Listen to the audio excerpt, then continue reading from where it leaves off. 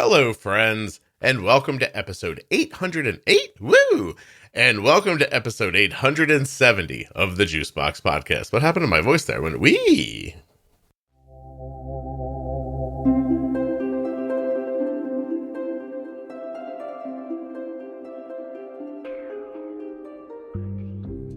Molly is the mother of a child with type 1 diabetes, and she's also the principal of a school. So we have this very cool kind of hybrid conversation around like 504 plans, but also being a parent, but also they live in Alaska. So, I mean, that's different, right? You're going to love it. Just listen. You know what I do. Settle in. You ready? You feeling it? All right. While you're listening, please remember that nothing you hear on the Juicebox Podcast should be considered advice, medical or otherwise. Always consult a physician before making any changes to your healthcare plan or becoming bold with insulin. Yeah, they're great. I just went into the Frosted Flakes rhythm there for some reason. Sorry about that. If you are a U.S. resident who has type 1 diabetes or is the caregiver of someone with type 1, please go to t1dexchange.org/juicebox and complete their survey. You're going to be helping research by doing that. It's HIPAA compliant, anonymous. It'll take you 10 minutes. t1dexchange.org/juicebox. And don't forget cozyearth.com. Use Juicebox at checkout to save 35%. This episode of the Juicebox Podcast is sponsored by US Med. Now, US Med is where Arden gets her Omnipods, her Dexcoms, and a lot of her diabetes supplies. usmed.com/juicebox. Head there right now to get your free benefits check. Or you can get that benefits check at 888-721-1514. Let US Med bring your diabetes supplies the way they bring ours. If you've been thinking about talking to somebody and are considering online therapy, check out BetterHelp at betterhelp.com/juicebox. Juicebox Podcast listeners get 10% off of their first month of therapy at my link, betterhelp.com/juicebox. That's BetterHelp, HELP.com/juicebox. My name is Molly, and I live in Alaska, and I have two kids. My daughter is 19, and my son is almost 16, and he's my type 1. And I have been a teacher and am now a school administrator and elementary school principal. Wow. Born and raised in Alaska, moved there? Moved here when I was 19. When you were 19. On your own or with your family? Following a boyfriend. I always wait for following a boyfriend or escaping a crazy parent.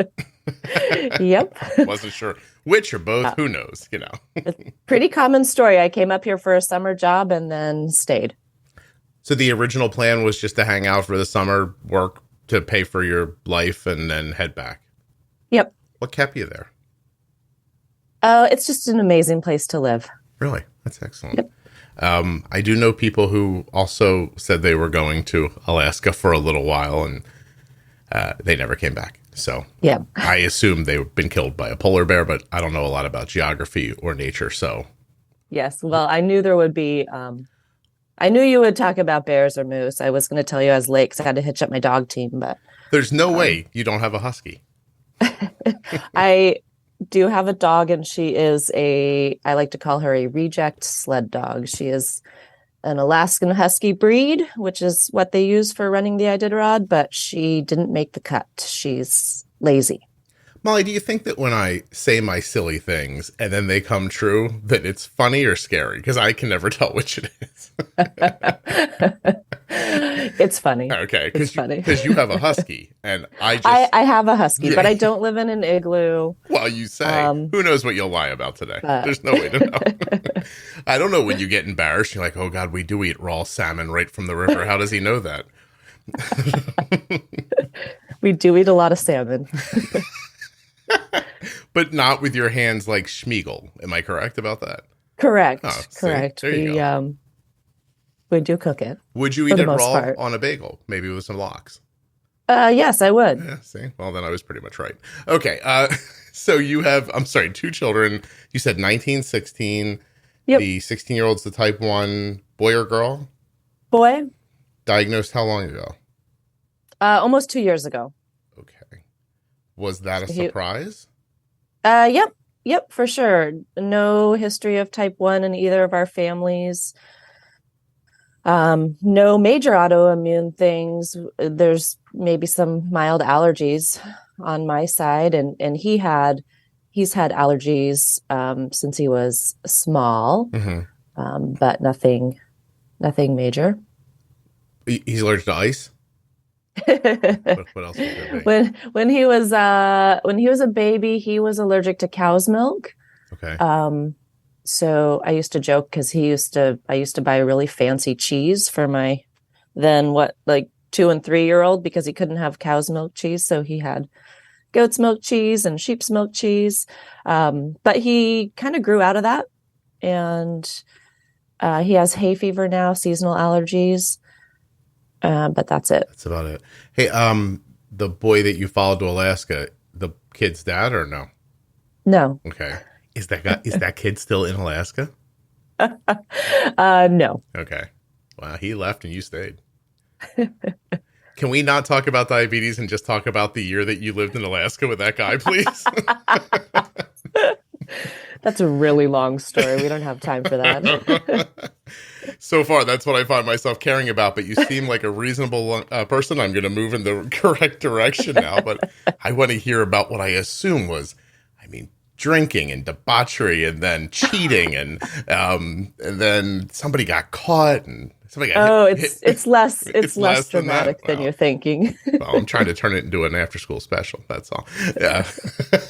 Anyway, well, I'm glad that you stayed and made a whole life for yourself. Yeah. You became an educator, obviously. Did you go to college in Alaska? I did. I was working seasonally up here for a while and then decided to go back to school and get my teaching degree. And so I did go back up here and eventually got my credential up here and started working.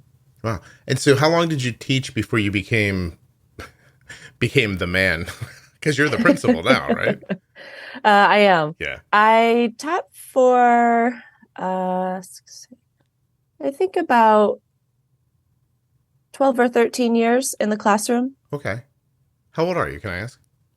I am 48. Did you not know or did you not want to say? No, I have to think about it a little bit because, you forget. I understand. Okay, so it's been 29 years since you followed that stupid boy to Alaska. It looks like you met another boy, probably stupid, but nicer and you like him. And so you made a couple of kids with him, became a teacher, taught for a while, moved into the administration side. How long have you been in that side of it? This is my 4th year. Okay, so pretty recently then. Yeah. All right. Yep. Okay, what made you, wait a minute. Can I ask a question that's not attached before we move on so it doesn't stick in my head? Yeah. How does the sun work in Alaska? Well, it's summertime right now and it's July. So we have a lot of daylight and I think the sun is setting, gosh, I would have to look it up, but if I go to bed at midnight, it's still light out. It's maybe getting dusky. And when I get up, it's bright day. So where I am, we have, I think at the height of summer, we have over 18 hours of daylight.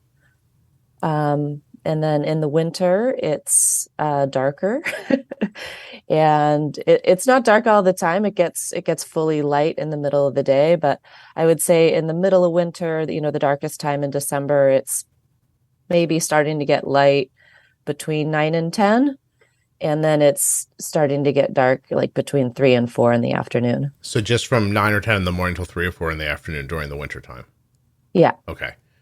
All right. Sorry. I have a note here that says ask about the sun. And I know I'm going to start asking you about diabetes and stuff. And the whole time you're talking, I would be thinking, I wonder how the sun works. So now that I know, I feel better about it.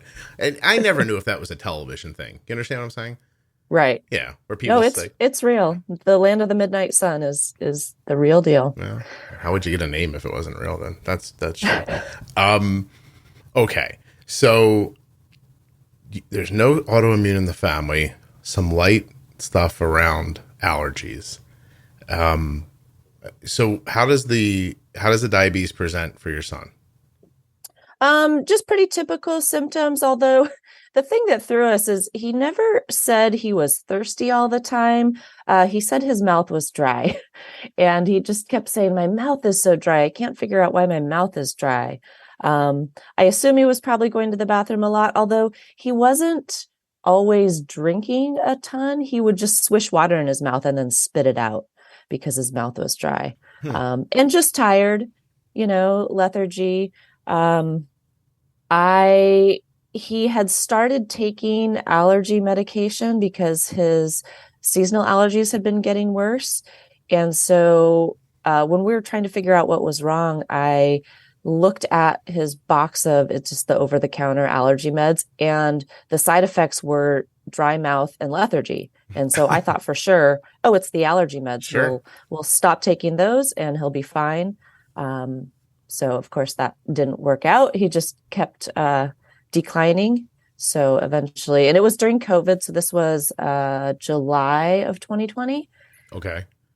So, not so easy just to go to the doctor, but we had finally decided, okay, yeah, we need to take him in. So first step is to go get a COVID test. So we took him to the urgent care to get a COVID test. At that point, they were just coming out to the car to do the test. So they did that. They asked some questions, about how he was feeling, and basically said, okay, we'll call you with the results. We think you should just go home. But if he gets worse, I think they were suspecting appendicitis. Maybe they said, if his stomach pain gets worse, go to the ER. My husband had taken him to that appointment, and I was supposed to meet him there and take our son home. I got there and I looked at our son. His name is Jack. And I looked at him. I said, oh, I'm not taking him home. There's no way. He's like, he had declined even more. And we live about 45 minutes from doctors and hospitals. Sure. So I wasn't willing to take him home. So we were able to get him inside the clinic for another look. And then he was, at that point he was vomiting. I mean, he was in DKA for sure. And as soon as the doctor asked to smell his breath, I knew exactly. I'm like, oh my gosh, it's diabetes. I have a little bit of just kind of basic first aid training and stuff. And my husband is, he's also a teacher, but he's also an EMT. And so we kind of knew the basics, but it just, until she said, let me smell your breath, it didn't really click. Is the fire chief also the mayor? I'm sorry. I held in. You couldn't wait for the doctor to come in on the wagon train. So right. I don't know how I'm supposed to hold it all in. This is in a major city. We're in the biggest city in Alaska. Says you. No, I'm just kidding. I like it when Canadians are like, I live in a city, and I'm like, do you? And then it's Toronto or something like that. I'm like, oh well, okay, maybe you do. But yeah. Well, okay. So, but still, a 45-minute drive. And you're saying that in the time from which you saw him last, just that day till when you saw him at the doctor's office, there was a noticeable change. Yeah. He just had that look. He just didn't look right. Okay. I just said, no, he needs to be seen. Did they keep you in the hospital, or how did it work with COVID? Yep. He was admitted, they told me to drive to the ER. So we did. And we were in the hospital, I think maybe 2.5 days. So that because he was in the pediatric unit, they allowed both parents. But there were some restrictions. I think we couldn't come and go during the day. We could leave once and come back, but you couldn't come and go. And so we took turns spending the night. But then we were both there for the diabetes education piece. Yeah. So we could figure out what was going on. Okay. How did he handle the news? He handled it really well. and I think it's because, and partly he's pretty mellow, he's pretty even keel kind of person. But also he had a friend, all growing up that had type 1, and he had a pretty close, there were maybe 4 or 5 of them in this friend group, and she was always one. And so I think it didn't seem too abnormal or weird to him. It was like, oh, I have what she has. Okay. Yeah, somebody who's living well and he sees all the time and seems normal. Right, and she seems very normal and functional, and she does whatever she wants, and it doesn't limit her at all. Right. And that hasn't changed over time? No. No. Okay. Nope. But he also, I mean, it's interesting because he's a teenage boy, so he doesn't talk much, and that's kind of how he is anyway. You know, lots of one-word answers. Hates talking about diabetes. Doesn't even want to acknowledge really that that's a part of his life, or that that's a big part of his life. Mm-hmm. Kind of reminded me when you had Arden on, how she just, kind of blows it off like, whatever. Yeah. He has that attitude. Yeah. And would you say he's 16 now? Yeah, he'll be 16 in a couple weeks. You might have 4 more hugs you can get in the next 2 years. Right. Oh, yeah. Pretty much. That's where I see you. Yeah, right I realize that. Yeah. Can mommy get no? Okay, goodbye. Yeah. I'll just keep paying for the house. The least favorite thing that I say to him is, well, I heard on my podcast, or the Juicebox guy says this. Like, he wants 0 information about diabetes from me, and most of my information comes from you. So he really dislikes you without ever having heard you. Well, I can appreciate that. Also, there's a kid in this house with diabetes that doesn't want to hear from the Juicebox guy either. So it's a pretty common thing for that age, to be perfectly honest. And if you can use me to deflect, I actually think that's a good idea. As I heard you saying it, I thought, people should use me like the doctors use the nurses. You know what I mean? They're like, the nurse is going to come in now and give you a shot. I'll wait out in the hall so you like me when this is over. Like, I could be the nurse with the needle, and you could just be the person who's like, I'm sorry this has to happen, but the guy said. Right. Yeah. Well, I don't say, I think you should try this. I always say, well, my podcast guy says that you should do this. Oh, I always used to take that as people saying that I knew, but now I'm thinking everyone's just hiding behind me so they don't have to deal with their kids. Well, right, because we know, and I mean, especially as an educator, I know that kids don't want to hear anything from their parents. Their parents don't know anything. Yeah. So as a teacher, I can tell kids things and they'll listen. And if their parents told them the same thing, they wouldn't. So do you think they actually listen to other people, or they just don't have the nerve to yell at other people?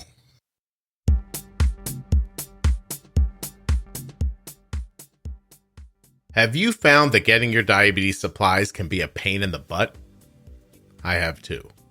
But not any longer, because now we're getting Arden's diabetes supplies from US Med. To get a free benefits check, just call 888-721-1514 or go to usmed.com/juicebox. US Med has served over 1 million diabetes customers since 1996. And they want you to know that they're offering you better service and better care than you're getting now. US Med always provides 90 days worth of supplies and fast and free shipping.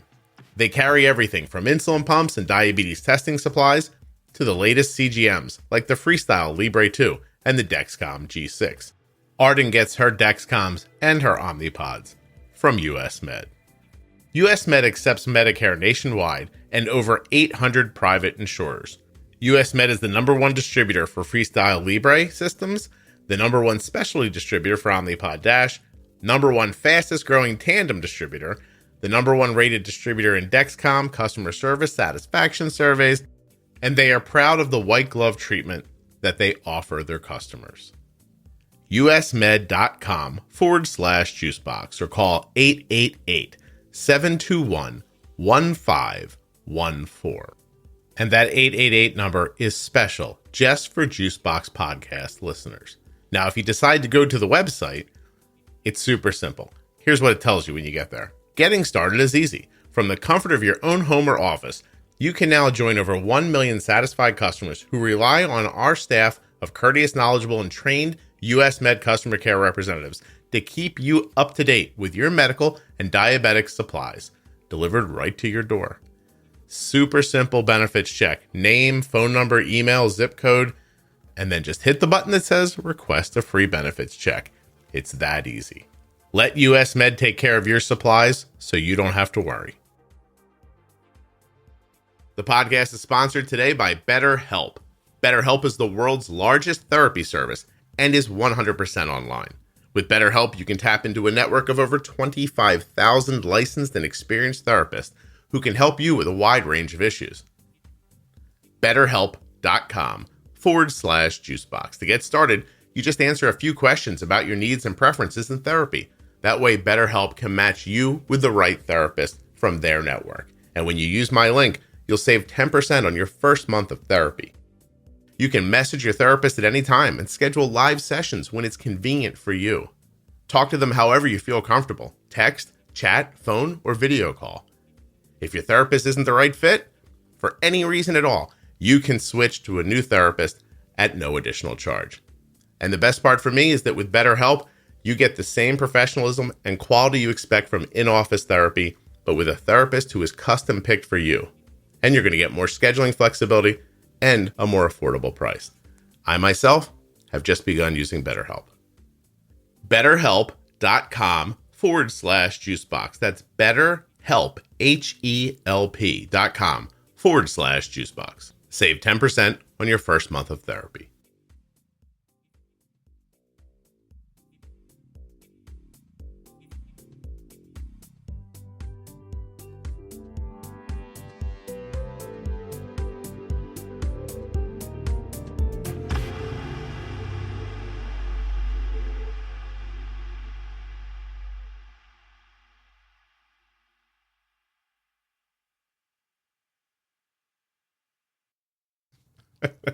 And push back. I think it's a little of both. A little of both, yeah. Molly, you just got all serious. Molly's a principal with your answer there.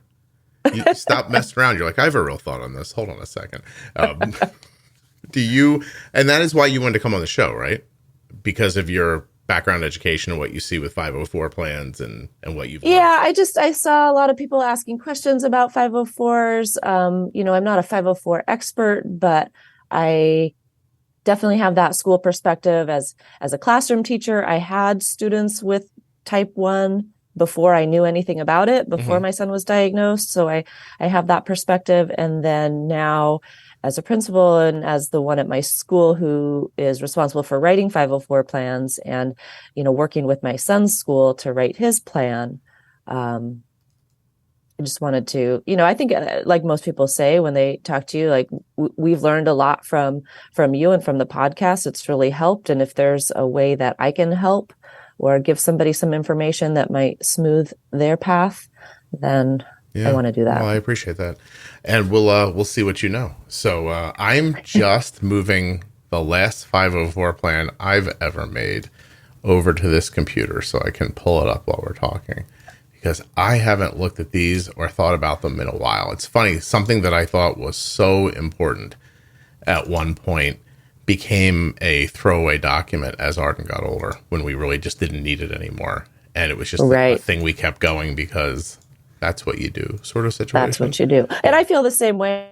I mean, I, was very involved in creating Jack's 504 when he first went back to school. And now I, when they call for the annual review, I have to remind myself what we put in there. And I'm a lot more relaxed about it now. So do you use a template when you make them, or do you let the people, I ask because the first time I brought in my 504 plan, they were like, this is not what we do. And I was like, well, I've already done this, so we're all good.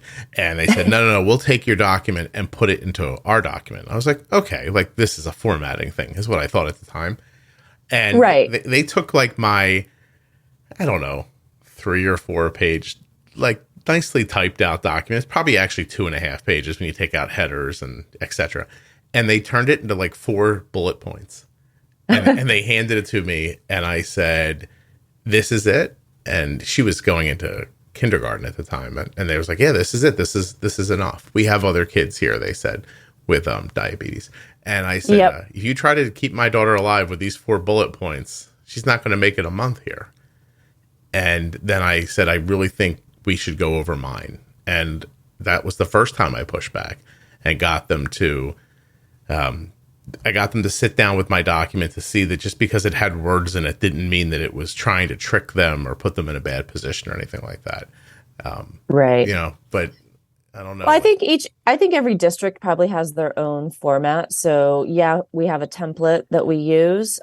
It's, specific to our district. But the 504, the rules and laws and policies that govern 504s and IEPs are national laws. So we're all conforming to the same thing, but how we do it, I'm sure varies district by district. So I am by no means a 504 expert, but I have some familiarity with how we do it in my district. Yeah. And it is just taking those ideas that you bring as a parent, and fitting it into our format. Wow. And making sure it looks right. And then, I'm fortunate that I'm in a big district and I have people that can review those documents for me to make sure that they're just as they need to be and legally compliant. And I know that at one point, Arden's 504 plan became the one that people in town used.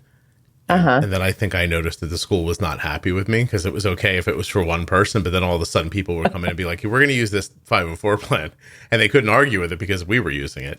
And that became an issue. And then, of course, it went on the internet eventually. So I think people probably all over the country use it at this point.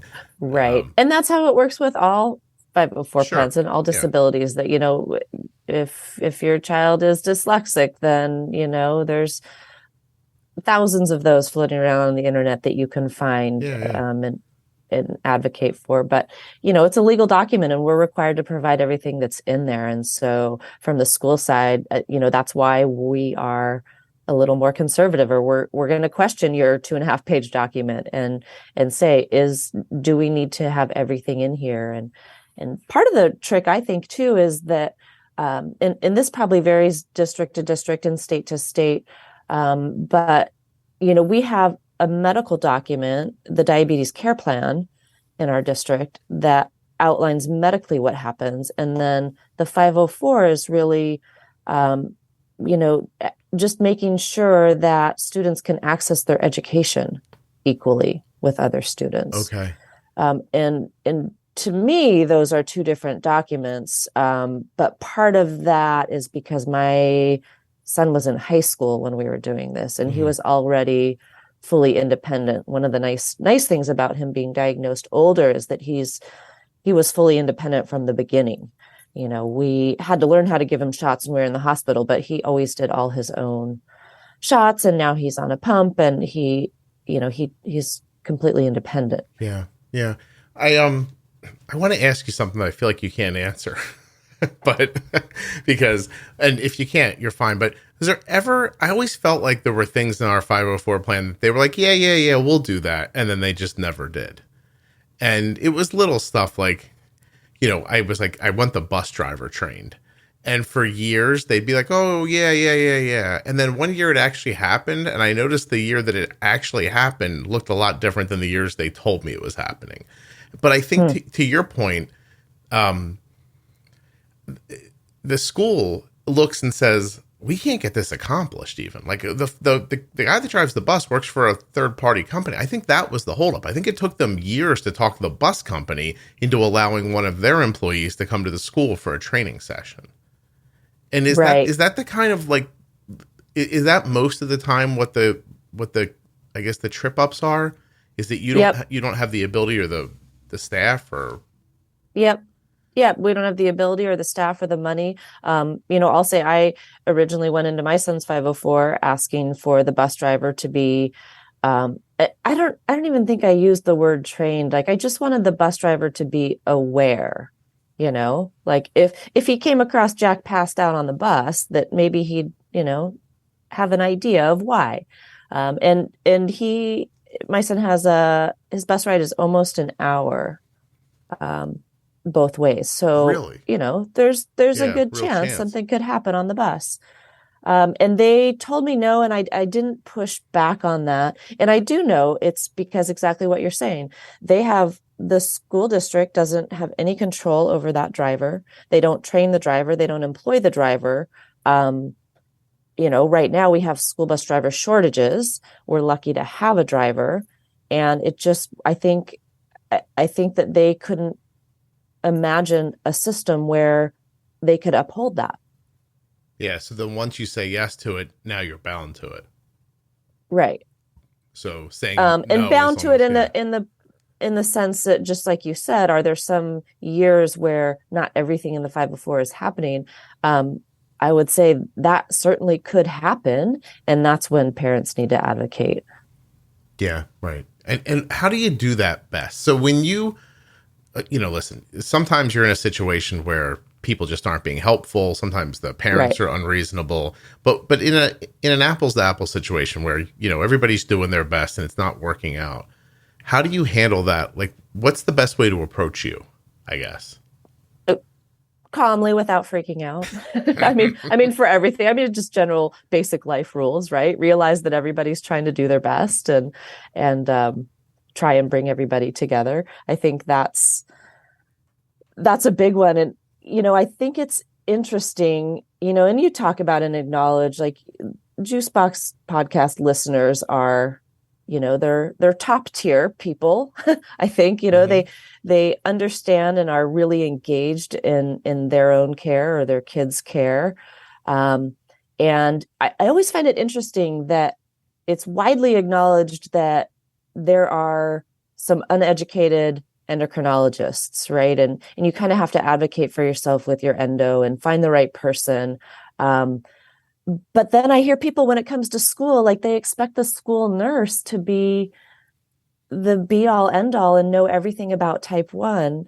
And they're a school nurse. They had probably, I don't know, a week of diabetes training when they were in school, which could have been 20, 30 years ago. Right. And they're managing, I've got 350 kids at my school, and, not to mention COVID, but even before COVID, there are a lot of medical needs in the school. And so to expect your school nurse to be able to manage or to know everything that is going on in the type 1 space, like we as parents do, Yeah. and as really involved parents, and it's just totally unrealistic. So approaching, an issue or your advocacy with that in mind, that we're trying to do our best, and we've got a lot of things on our plate, and your child is one student in our school with significant needs that we need to meet, but that we're trying our best, and we don't know what you know, Right. and we don't know why you're asking us to do what we do. I'm really anxious now I haven't had, as principal, I haven't had a type 1 student in my building yet. I had one when we were in COVID. During COVID, we were not in person. And so, but I'm excited now to be able to say to a parent, like, no, I get it. Yeah. I know what you want. And let's work together and make this happen. You're making me think that, like, there's, people have a job description, and what you might want from them might not be their job description. So you might trip into an administrator or a nurse who's willing to go the extra mile or comfortable going the extra mile. And you may meet some who aren't, for whatever reason. Maybe they just don't Right. have the bandwidth, or maybe they're like doing you a favor. Maybe they're like, look, you don't want me involved in this. I'm the wrong person for this. I can do the job, but I can't do this extra stuff, or I don't have the time, or I just don't want to, and it's not in my job description. Like, whoever you run into, I think the only chance you have is to start having more private, personal conversations with them, and just hoping that you can come to some sort of a human agreement, I guess, and see if you can't get them to be involved. I've always been kind of amazed at the number of people who would not be willing to be a glucagon advocate, for example. Huh. Lots and lots of teachers were like, no, I won't do that. I won't do that. Yeah. And And I yeah. will say as a teacher, when I had type 1 students in my class and we were going on a field trip and I taught 5th grade mostly, I think, but I had 2 type 1 students that I can think of. And we'd go on a field trip and I think maybe one time the nurse went with us, but then another time she didn't. And so I carried the glucagon and I remember going through the training. And it was super overwhelming. I mean, a field trip is a super chaotic day for a teacher, and you've got, 25 kids and they're all amped up and you have a variety of needs between those kids. And then you have a student who you're being told, could die if you don't give them this, and you have to mix this and put it, it's super overwhelming. Right. And there are definitely teachers that said, no, I'm not comfortable with that. And I get it. I understand why they would say that. It's overwhelming and you just don't know enough and you have so many details in your head. I knew what numbers to be looking for. I remember like that day of the field trip, but if you asked me a week later, like what the normal range should be or what numbers I'm looking for, I wouldn't have known. You have no idea. And this was before Dexcom, so we weren't getting tons of data, right. They were supposed to do a finger prick and then tell me what their number was. And I had to have a little cheat sheet. And again, like a week later, I wouldn't have known. Yeah. No, I understand. I mean, I do understand. I also understand when people are in that position, usually for the first time or so, their kids are more newly diagnosed. They're already freaking out. They sort of don't know either. I think that's an important piece too, is that when you're a new parent, you're going off of the information that was given to you, which, we talk about on the podcast a lot. It might not have been rock solid to begin with. And now you're trying to make sense of spotty information and then pass it on to somebody else who's probably either I don't understand what you're saying because I don't know anything about diabetes, or you're saying some stuff I don't think is right. And you think, well, no, it's got to be right. I got it from the doctor. And, but how many people come on the podcast and say, my doctor never told me to pre-bolus. My doctor never told me fat would make my blood sugar stay high because of slow digestion. Here are all the things people have never said. Or I've, even said to people incorrectly. So you can see where the game of telephone can get messed up pretty easily. Oh, definitely. And that's, even all the more reason to come in calmly and with the attitude of let's work together to figure this out and let's build this relationship so that it can turn into something where I'm comfortable calling you and asking you to change this or do this. And same thing on my end, I'm comfortable calling you and saying, hey, we had this happen today. How should we fix this? And when people come to me with that attitude, then it's just so much easier for me to work with people and help them get what they want, versus the parents that come in and say, you violated my 504 and I'm going to sue you and my lawyer's going to be contacting you later today. Yeah. It's and people do that. And I understand why. And you're totally right. At the beginning, when you're first diagnosed, it's super overwhelming and you want the best for your kid. And, that's where you're at. But when a parent calls me that way, then I have to react differently, right? Well, I have to be, it takes me probably 5 times as long to compose the email because I have to double check every word and I have to have somebody else read it. And I probably have to call the district office and double check to make sure, versus if you just call me and say, hey, this is going on. What do you think? I can have a casual conversation and we can probably problem solve something right there. Aside of diabetes even, I've had a number of conversations with teachers over the year where I start and I go, listen, I'm not trying to cause a problem. I know your job's hard. I know it's tough to, some of the parents in this town are difficult. That's not my goal here. I'm not trying to be right. I'm just trying to make things okay for, my kid. And can we work on this together? Because I think the first time I have a little nutty, you're going to remember that. And then forever and ever, I'm the guy that came in there and seemed unhinged. And you're always going to remember that about me. So I tried really hard. Unfortunately, that's I try and give everybody the benefit of the doubt, but you do remember that. Right. Yeah. Here's the lady that threw the papers across the floor. I'm just going to stand here and smile and try to get through this. You lose I don't know. I think you lose the ability to have a human interaction at that point. And you've now turned it into something, like you said, like you have been an aggressor in the past or unreasonable. And now you have to start running things past lawyers and, talking very carefully. And it's just, I don't know. One time I think we were setting up, I think it was back when Dexcom was first around, and we were setting up Arden being able to have her Dexcom receiver on her desk during state mandated testing. Uh-huh. And we were making our way through it, and it was going okay. And the superintendent called my house to talk it over. And I promise you, Molly, I don't remember the context at all. But within 10 minutes, he and I were screaming and cursing at each other. And we knew each other. Like, he's a person who lived in town. You know what I mean? And by the way, a lovely man.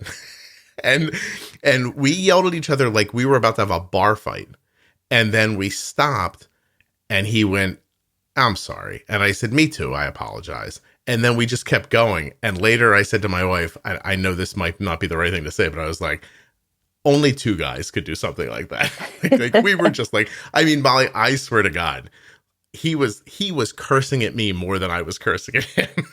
Yeah, well, I will say that brings up an interesting point, like with state testing, and you asked about the template that we use. I will say that the verbiage that we typically use in 504s, and the verbiage that comes with state testing guidelines has not kept pace with diabetes technology. Right. And so there's a real disconnect there. And as an educator, whether it's a teacher or a principal or a building test coordinator, I can lose my license if I violate a state testing guideline. Yeah. And so I can see where that, a dispute or a disagreement over an electronic device in the testing environment. Oh, sure. And we were breaking new could ground. Totally go through the roof. Yeah, we were totally breaking new ground. I was pressing the state. Like, the state was like, "We can't do this." And I was like, "Oh, no, you can. And we're going to figure it out together." And, when it was all over, the then principal of the school, she moved on, but she pulled me aside afterwards. She said, "I really have to thank you for going through this, because now it's so much easier for us to do this with all the other kids." She's like, "But you needed one person to just make an issue of it, point out a way that it could be handled." And she said the biggest piece ended up being the education part, meaning me reasonably explaining to the person from the state why this was necessary. Exactly. And exactly. it probably didn't. And that's where people just don't know. And, the 504 coordinator is, sometimes it's a principal, sometimes it's a school counselor. We have no medical background. And so just coming in with that calm attitude and being able to explain, why you want something in the 504. I had to explain to the counselor at my son's high school about, I wanted something about being able to test. I can't remember the exact wording we used, but basically, like, if he's showing up for a high stakes test and he's super high, I want him to be able to take that at a different time, because that affects him cognitively. Mm-hmm. And they didn't know that. Right. They didn't really know that there were, or the extent of the cognitive impairments of high or low blood sugar. Right. And, my son's a really bright kid, and he's going to do well on those tests. And I don't want his diabetes to impact that in any way. So taking the time to explain that to the counselor, like, no, here's why. I'm not just saying, like, he woke up and he has a bad day, so he gets a do-over. Like, his medical condition could be impairing his ability to show his best effort on this assessment. I think one of the problems is that there are people who would use it to gain an advantage. And so that there are. Yeah, and they're busy having to defend against that then. Yep. Yeah. Yep. There are. And I will say the one thing too, of course, most people, I think, at this point in their 504s, if their kids are on, Dexcoms or whatever, have the phone as an accommodation. And I will say that I would bet that 95% of kids at some point in school misuse their phone. And my son has done it. I know he's done it, where he pulls out his phone, to quote, check his number, and then he's distracted. Like, kids don't have the ability to not get sucked into their device. Right. And that's where I think parents sometimes have a hard time understanding. Every parent thinks that their kid is always, a perfect angel in school, or most parents. Molly, do you want to tell them the truth? Their kids are little assholes, right? Well, they do things that you wouldn't expect. Like, your perfect diabetic angel actually does scroll through their phone at times. Right. When they're not just checking their number. And I've gone to Jack's teachers and said, okay, here's the deal. If he's checking his number, he pulls out his phone, he looks at it, and he puts it away. There is no scrolling in the Dexcom app. If he's scrolling, he's not using it for what it needs to be used for. And you can tell him to put it away. And, I've told him that for me, the phone is a privilege. Like, yes, it makes it a lot easier to check. You don't have to pull your pump out. He's on a tandem. He doesn't have to have his phone there. He could look at his pump to read his Dexcom. Right. So I'm allowing him the convenience of having his phone, but he has to try and manage that. Yeah. And not be a pain in the butt for his teacher. Yeah. If you're going to sneak a look at your text, make sure nobody sees. That's all. Right. That's what we're really saying here. I was gonna roll through Arden's 504 with you a little bit. So we have it broken down into little. By the way, I have to just tell you first: the word accommodations was misspelled on this document, not typed by me. And I will tell you that I don't think I live in a dingy place, where you expect the schools to not be on par. But I have never been emailed so many misspellings and writings that don't make sense as I have while my children are in school. Oh, I'm sorry to hear that. The amount of times that you get, like, you learn to not even look at the first email, because the second email was going to apologize for what they didn't do in the first email for certain. And it was just, I don't know. It didn't fill you with a ton of hope, in case you were wondering. But anyway, with that memory in my head, I pulled this document up, and in 2 seconds I thought, yeah, I really think there's 2 M's in accommodations. And so anyway, so we had it broken down into personal, right? It was sort of like all the staff will be trained. The nurse has to designate a person. It actually says the nurse shall designate, in constitution with the Board of Education, employees of the school district who volunteer to administer glucagon. So there's a passage there. They eventually would find people. The teachers are trained to recognize type 1 emergency indicators, and during large group portions of the day, including recess, assemblies, etc. It describes that Arden's going to be carrying a bag or a purse, and it tells what's in it. It tells you what to do in the event of a hypoglycemic event, and it actually walks through, like, give her a juice, then do this. If she's not compliant in drinking the juice, you're allowed to do this or be more forceful with this. It actually says in here, this goes back a ways. It says district personnel have the parent's permission to restrain Arden if she becomes combative during the application of a glucose gel.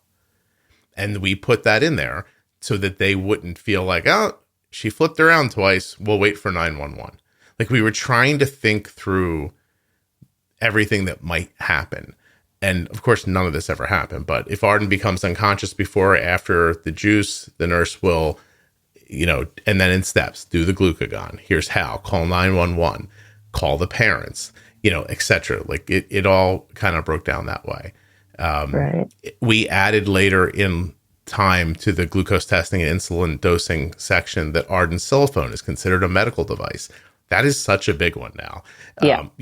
It's permitted to be with her at all times. Her proximity to her phone is crucial, because some teachers in high school, remember the thing where they just used, like, they'd hang a shoe tree up, and they'd be like, everybody put your phone in there and go sit down. And, Arden had to make her way through that. To be honest, we're going to a concert, a comedy concert in a couple of days.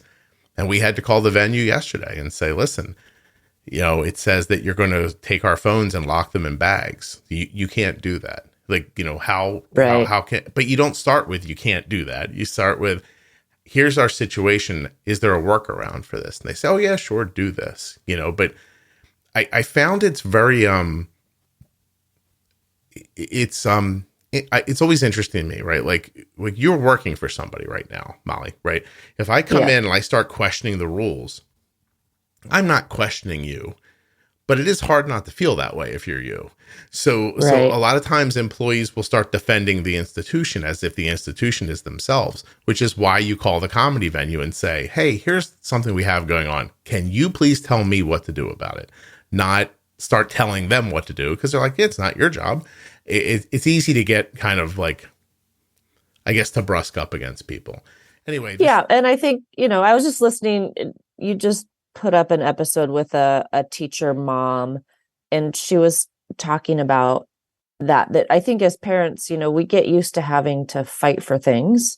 I think of insurance companies. I always say if I didn't have to work, maybe I would just spend my time fighting with insurance companies and trying to make a change there, because that's, to me, the most frustrating piece of the whole diabetes space is health insurance. But we're just kind of programmed that we're going to have to fight for our kids and fight for what they need, and every little thing, like you just want to go to a concert or you just want to go to do this, but you're going to have to make the phone call and explain the situation, and we're just kind of programmed to do that.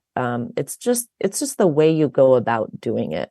And again, when you're calling the venue, that person answering the phone doesn't know about type 1. They have no idea that your phone is you're linked to your glucose monitor. It sounds insane almost. If you don't know, what it sounds like is, oh, you want to keep your phone so you can record this concert. And you're looking for an excuse to why to do it. Yeah. No, the whole thing is communication.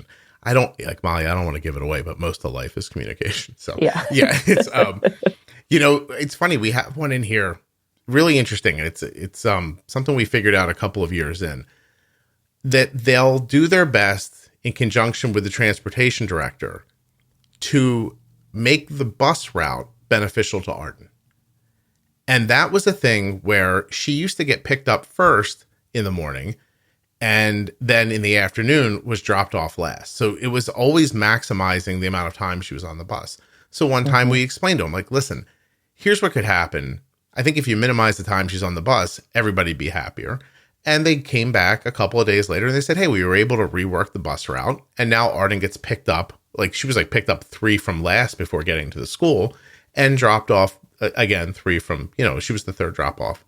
And it wasn't fun for anybody. And I don't think the person who had to rework the route was thrilled, but they figured it out. And, and it ended up being, I thought, beneficial to everybody. And I did point out how it would benefit them as well. Which is a big point of all this, because when we went to texting, the school didn't really like that idea at first. And the way I sold it to them was like, look, if I'm texting with her and she and I are making decisions together, I really think there's no legally, we made the decision. Like it kind of gets you off the hook. And that idea they lit up about. And I kind of like, since it didn't happen to you, I want you to, if you're comfortable, to talk a little bit about how exciting that must have been for them when I said, look, let's get you off the hook here on these insulin decisions. Do you think they were thrilled when they heard that? Oh, sure. Yeah. I mean, we have people threatening to sue us every day. So I'd be lying if I said that wasn't a consideration. Yeah. So yeah, definitely. No, I totally agree. I mean, and that's again where the education, taking the time to explain how you're managing and how this is going to make it easier for the school, not to mention less liability, but just easier because you're in direct communication. You need to explain how that works. I felt your 504 for Arden is interesting because it's definitely more on the medical side than I would have in my school or in our district, I think, just because we do have that diabetes care plan as a separate piece. So like my son's 504 in high school has a lot less medical and more about what he's able to do in the classroom. My big thing was I don't want him leaving the classroom. Right. You know, there's a lot of content. I know you had mentioned one time about you were worried about Arden's math, and then it was just that she was going to the nurse every day at that time. Yeah. And that's a big thing. We talk about, you know, engagement in the classroom, and that's key. And so if you're leaving the room every hour, or even if it's just a couple times a day, that's missed instruction. Hmm. And so for me, I want, for my own child and for my students in my school, I want every student in the classroom all the time. Yeah. If that means the nurse comes down, or if, you know, if kids on a Dexcom and the nurse can follow, I just want kids in classrooms. Right. No, I mean, it happened in second grade, and it so impacted her. It stayed with her for years. Like, it took her years to rebound from that, from basically not being at the math direction part of the day every day. She missed, Right. she'd see a couple minutes of it, then miss the middle chunk, and then come back when it was time to do the work. And she was significantly behind, like, to the point, I've said it on here before, where she thought she was just not adept at all. And I mean, there were times where we were like, well, at least we won't have to pay for college, you know, like, because she seemed really dopey, you know, about math. And it turned out she just wasn't getting the direction. Yeah. You know, that teacher, People underestimate the impact of missed time. yeah, because it was missed instruction. We have, you know, the kids that come 15 minutes late every day. Like, wow, you add that up, they're missing days upon days of instruction. And yeah, they're not reading well because we do phonics first thing, and they're missing that, you right. know. And That's exactly it what has ended a up happening. huge impact. Yeah, no, it's exactly what ended up happening, and she rebounded from it, luckily, I guess. But it was hard for her, and nobody knew what had happened, right? Like, no, like, we weren't there. Like, how would I know they do the exact same thing at the exact same time every day? Like, I didn't. Right. I mean, it stands to reason now that you say it, but at the time they were in second grade. Like, in my mind, they're just like little ferrets running around in a cage, and every once in a while you get them to look at you and you say letters at them, and then they run around again. Like, I didn't know what they were doing, you know. But I think that's a big deal, like, not missing class time. But I was going to tell you, like, yeah, our 504 plan is a pretty complete document. We used to do an IEP. Yep. I think they call them IEPs, individualized something plan. I Yeah. don't know. Individualized education plan. Yeah. And we just, at one point I was like, can't we just leave this all in this document? And they were like, sure. And we just sort of left it there. Because then there's a breakdown of how to handle snacks and meals for Arden. And it's little stuff like Arden gets to finish her lunch. Yeah. You know, she eats at the same time every day. If there's an unforeseen change in the schedule, you tell us as soon as possible, like that kind of stuff. You know, she has unfettered access to the bathroom. Yeah. You know, stuff about environment around her, like, you know, that she's going to have access to her bag, you know, to her CGM at that time, to her Omnipod controller, you know, glucose food, etc. We double down on the cell phone. It's mentioned twice in there so that it can't be lost. And then testing, which you brought up. You know, we started to put a plan into place when she was younger, where when a test would start, she would write her blood sugar on the top corner of the test. And if the test came back differently than you would expect for Arden's, you know, understanding of the material, you could point to that and say, hey, her blood sugar was pretty high. Can we do it again? And the truth is, it never really came to fruition, because soon after we put it in, and Dexcom became really like a viable part of how we managed, her blood sugars just didn't get that high that frequently. And so it became, but I still think it's a great idea for people. Just get them. Well, Yeah. I think that a 504 just in general and an IEP, it's just like the insurance policy for parents, right? I want it to have everything in there just in case. And hopefully you never have to deal with something like that. You know, I hope that my son never shows up for a test and he's high and we have to think about should he redo it or any of that. But if it happens, I want something in that document that says we have the right to do this at a different time. Yeah, right. We can just call a do-over and do it again.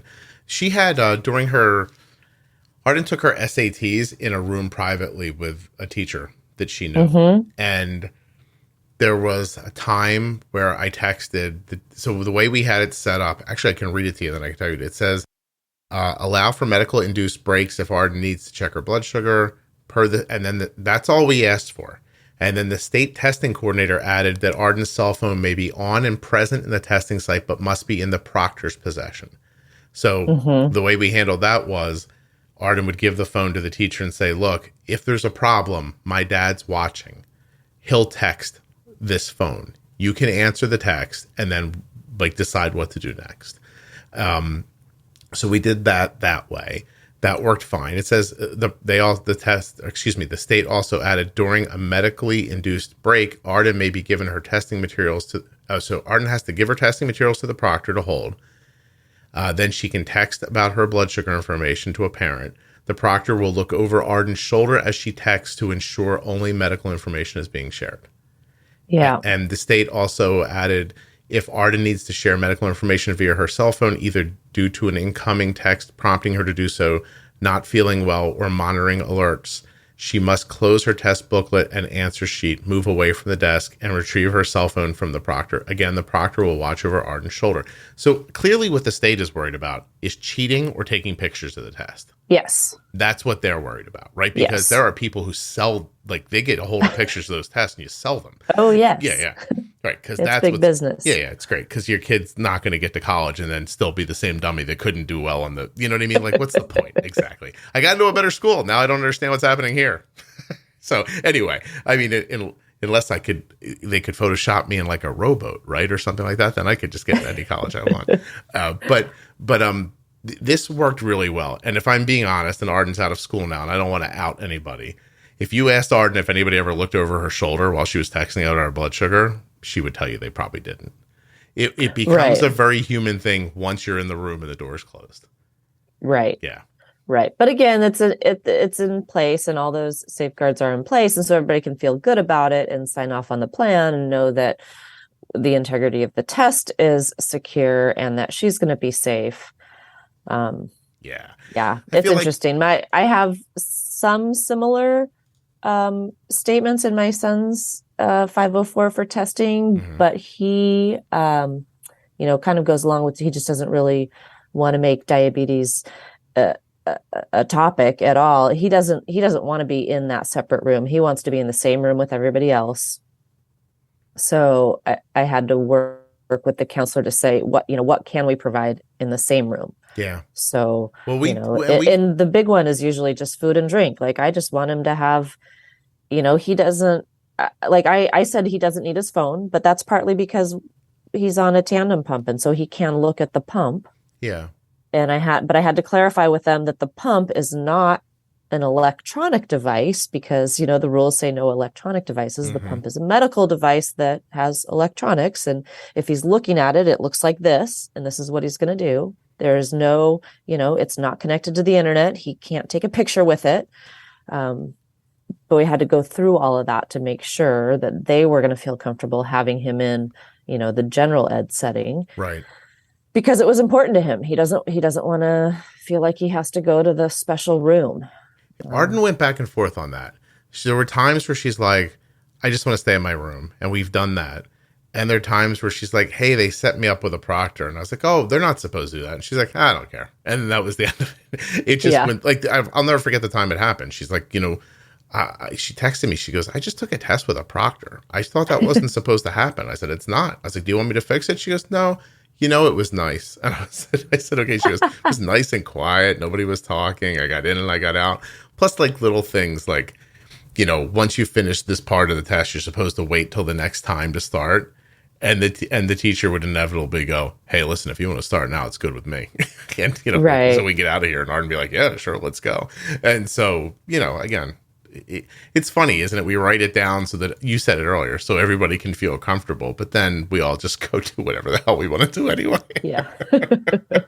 Well, and it's important for me to know, like, even though Jack wants to downplay his diabetes right now, I just want him to understand that he will have to advocate for himself, and you do it before the fact. You don't do it when you get your test scores back and you bombed it because you were, high the whole time or whatever. You make sure that people understand the situation beforehand on the off chance that you might need to call call that into play.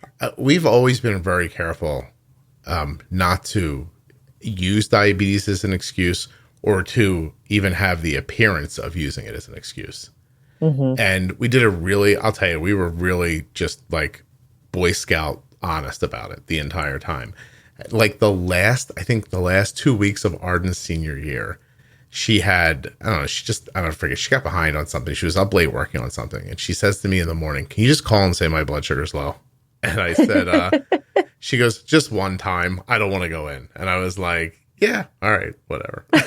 So, and she was only late. Like she was late. And it was I don't know if people like get this, but in Arden's senior year, the last couple of weeks, they were just, I don't even understand you guys sometimes what maybe it doesn't happen at your school, but what passes for instruction sometimes is she's like, "Well, we're just sitting in the common area," because that was the weirdest thing. I've brought it up on the podcast recently, but the weirdest thing that changed from when I was in school to when she was in school. If your teacher calls out sick, you just don't have class that day. Yeah, I heard you say that doesn't happen in our district, but I can only imagine that it's because there's a shortage of subs. I mean, I had a lot of days, I believe so, during COVID that there was no sub available. Right. But I'm elementary school. I can't tell kids to just go to the commons and entertain themselves and make TikToks, because I think that's all that happened. No, I mean, I have to provide an adult. They might not be getting the instruction they'd be getting with their regular teacher, but they are supervised and they're doing something. Well, I'm sure there was an adult with them, but I'm making air quotes when I'm saying it, so I'm not sure. Right. She'd come home and she'd be like, "Hey, check out these pictures." And I'm like, "What? Was there a dance party?" She goes, "Oh, yeah, this was during English. The guy didn't show up." And there's 40 kids there, and they're just like voguing and like, I don't know what they're doing. You know what I mean? I'm like, "Oh, okay." I was like, "Well, good luck in life." Yeah. I hope you understand English. Anyway, did you, I'm so sorry, because we're like talking for an hour already. And has this gone any way that you considered, or did we not cover things that you wanted to talk about? I want to make sure. I think it's gone fine. Like I said, I hope I can provide something that's useful for people in dealing with their schools. And, I hope I've done that. So come to them. So come ahead of time, right? Don't yell. It seems like an obvious one, but just be reasonable. Yeah. Be reasonable. You could even be angry. Just reasonably angry, please. Sure. Right? I mean, I think one thing I've learned as a principal is that I get complaints all the time. People have issues with what's going on, and usually it has not a lot to do with what people are actually complaining about. Usually it's something else that you're frustrated about, or but we're dealing with people's kids, and people send us their very best product. Nobody's purposely not trying to do the best for their kids, including us on the school side. We are trying to do the best for your child and every other student in the school. And, with diabetes, I think as parents, we can sometimes put our blinders up and because there are life and death situations. And where you say, well, is there a time though when you go, look, I don't care about reasonable. I don't care what you have the ability to do. Like there are some things like this has to happen. And those things, they do end up happening, right?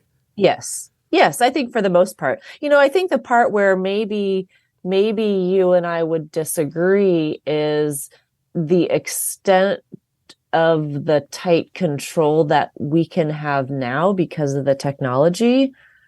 At what point is that still reasonable that your child has the same control every minute of the school day that they would have if they were at home with you every minute? Right.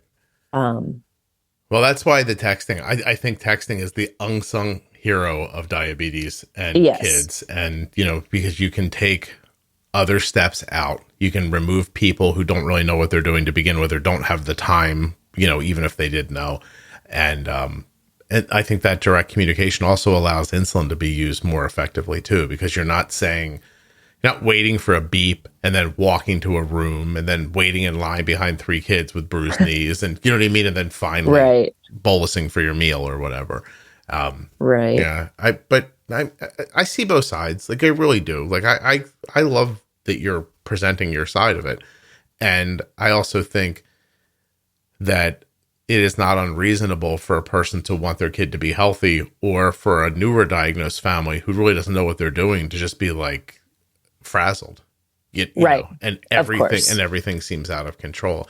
It is interesting though, isn't it, that I guess there's not enough kids, I guess, thankfully, in places where people just know, where there's a system where they're like, oh no, diabetes, sure, that happens here all the time. Or even with the state, like that you don't have to explain to the state, this is an insulin pump. It's not Right. it's not a handheld, gaming system. Like Right. your son can't be the first person to take an SAT in Alaska with an insulin pump on, right? Like Right. I just think it's just changing so fast and everybody's different, right? Yeah. I mean, I don't feel, I guess I have been teaching a while, but when I had students in my classroom, the technology was totally different. Right. Yeah. And things then, change and and even people move now, on. it's changing fast, and it depends on what system you're using. Right. If you're, Tandem's different than Omnipod or different than MDI, and what you need is going to be different based on that. So it's so individualized in how people manage and how parents manage versus how much kids manage and at what age. Mm-hmm. There's just so many variables that it's unreasonable, I think, for school officials who aren't medical professionals to have any idea about what you want as a parent or how best to manage your child, because it's all individual. Molly, over under, let's set the number at 10. How many day drinking parents have you had to deal with in your career? Over under 10. Over under 10 individuals? Over 10. No, over. Oh, definitely over 10. Yeah. I'm here to give Billy his lunch. Okay.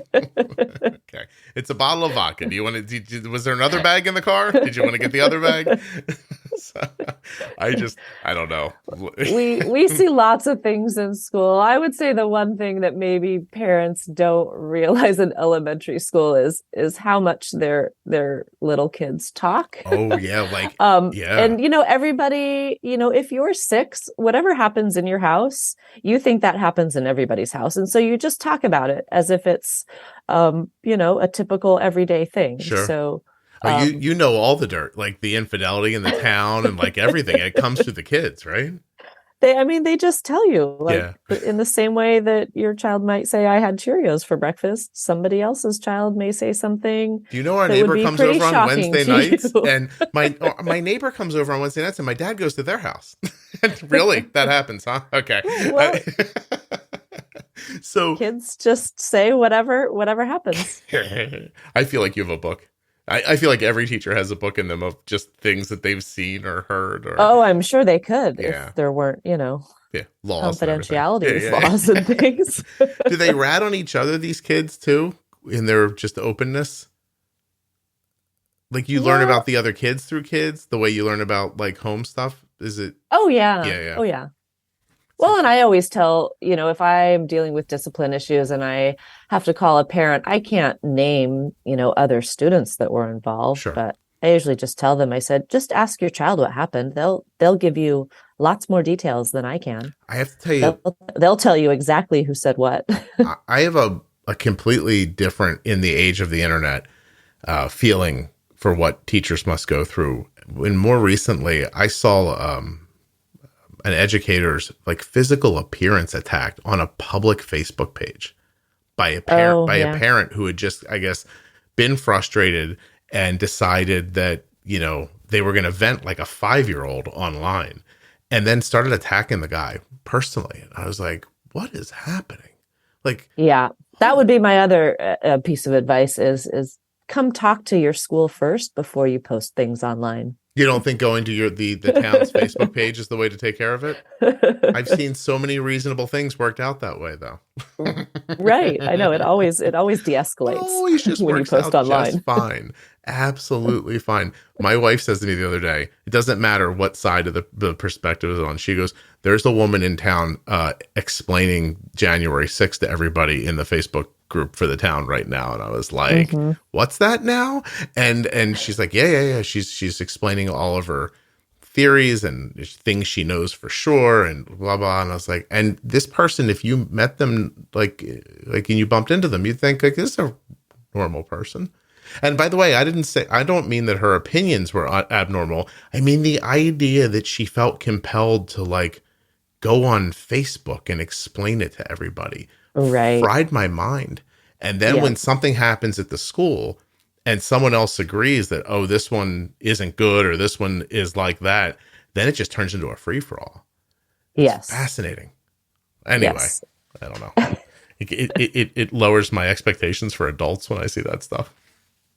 It really does. It really does. Like, and if you're listening right now and you've done some of that, stop yourself. I mean, honestly. Yes. I mean, like you said, it's just communication. Just talk to the people directly. Step away. It's okay. Just go take a break somewhere before you start bad mouthing a guy who makes $45,000 on the internet for what he looks like. Just like, how about he's trying? You know what I mean? And you don't know his life. But anyway, Molly, this was really terrific. I appreciate you doing this very much. Well, thanks for having me. Yeah, of course. And we didn't make fun of Alaska at all, almost. I know there weren't. I thought for sure it's disappointing. you know. Yeah, but you're not from there. You bring a different, like, you have an East Coast feeling to you. Oh, an East Coast. Oh, wow. I grew up on the West Coast. Did you really? Interesting. I don't know if that's a compliment. I feel like you're like a no bullshit person, Molly. Oh, well, I would maybe describe myself that way. Okay. Yeah. That's just what I mean. Like, I don't think there's a lot of room for shenanigans with you. Anyway, you probably have to go kill a beaver for dinner. So I'm going to let you go. I know you don't live in a place where there are other people. Your kid is on that bus for an hour? Yeah, we are we're kind of we're 45 minutes from the major city. So is that city where Santa lives? Like, what are we talking about exactly? Well, Anchorage is the largest city in Alaska. We are 45 minutes outside of Anchorage. So for a long time, the school in my town is a K-8 school. So my son had a 2-minute commute to school, and it was the school that I worked at. So that was super convenient. But the high school is in Anchorage. All right. So for high school, he hasn't a long bus ride. When you grow up in Anchorage, what is it like? If you want to stay local, what do you expect to do for work? Is it just anything? Like, I mean, I think anything you would do in a typical city, we have in Anchorage. I mean, we have a lot of. I mean, in addition, I guess the Alaska specific things would be maybe, resource development, oil industry. There's a lot of jobs in that sector. I just imagine canning or bartender. Like, I don't have anything. Everything. It's that stupid TV show is the only thing I've ever seen about Alaska. What is that show called? Right. Yeah, I don't even know. Well, there's all sorts of TV shows about Alaska now. We got the crabbing ones and the Alaska State Troopers and the survival. I don't count that stuff. I meant Northern Exposure. Right. Yeah. Well, that's probably more realistic for a small town. I think that show is, not for a big place like where you live. But not Anchorage. I mean, Anchorage is a city like any other city, and we have tell everybody about the professional football team you have, and the baseball and the hockey. What else do you got there? Well, we don't have any of that. I mean, we do have hockey, but a lot of people. That's walking, Molly. You can't count when people have to go from place to place on ice skates as hockey. A lot of people go to Seattle or things, other places for their professional sports. For $20, I couldn't point to Anchorage right now. Like, if you just showed me in fairness, I probably couldn't point to where I live either. But I have no idea where you're at. I mean, I know Alaska's like that, little nubby thing at the top next to Canada. Well, it's just, floating down. It's by Hawaii in that little box off of the West Coast. And you can see Russia from Alaska, I've heard. Yeah. Yes. Yeah. Yes. So that's what I know. That's it right there. It's all true. Yeah, exactly. Well, thank you very much. I do appreciate it. Hold on one second. Okay.